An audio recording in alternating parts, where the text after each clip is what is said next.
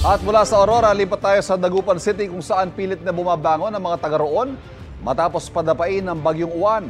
Nananawagan sila ng tulong sa pamahalaan. At may unang balita live, si Sandy Salvacio ng GMA Regional TV. Sandy, kumusta dyan sa Dagupan?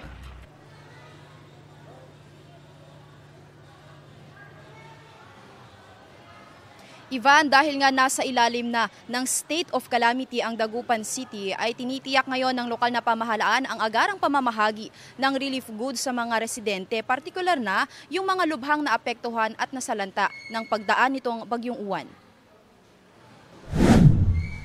Walang magawa kundi titigan na lang ni Hara ang ipinundar niyang bahay sa Barangay Bunuan Gasset, Dagupan City. Sa isang iglap, winasak ng Bagyong Uwan ang pinaghirapan niyang bahay. Hindi nga ako makapagsalita, nasyak nga ako eh.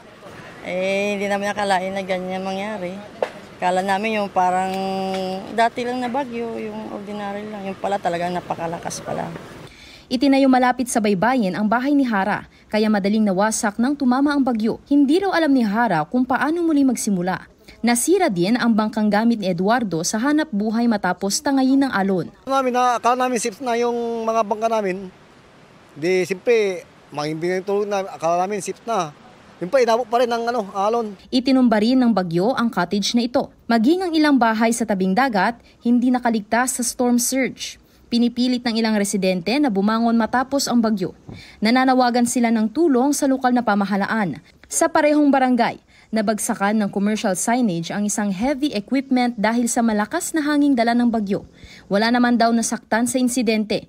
Patuloy na nakaalerto ang Philippine Coast Guard sa mga coastal at low-lying area sa syudad. Baha ngayon ang ilang bahagi ng Dagupan City dahil sa storm surge na epekto ng Bagyong Uwan na sinasabayan pa ng high tide. Dahil dito nahirapan daw ang mga opisyal ng Barangay Bunuan Gasset na i-rescue ang kanilang mga kabarangay noong kasagsagan ng bagyo. Lahat po sila tulong po kami para makuha yung mga kabarangay natin sa mababang area. Lalo naman sa tabing dagat. No? Yun. Paghapon namin hinakot sila. Ang mga residente natakot sa biglaang pagtaas ng tubig sa kanilang lugar kaya dinagsa ang mga evacuation center na malapit sa kanilang barangay. Yung bahay namin pinasok ng baha, wala kaming matutulugan. Lahat ng mga damit namin basa, lahat. Pahirapan ng mga residente at motorista sa paglusong sa baha. Meron din kasing case dito ng leptos, may namatay na rin kasi dito. For safety lang, kailangan magsuot pa rin ng bota kahit mababa yung baha.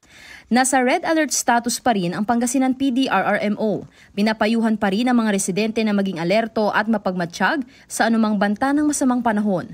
Kahapon, formal nang idineklara ang state of calamity sa lungsod ng Dagupan dahil sa matinding pinsalang iniwan ng Bagyong Uwan.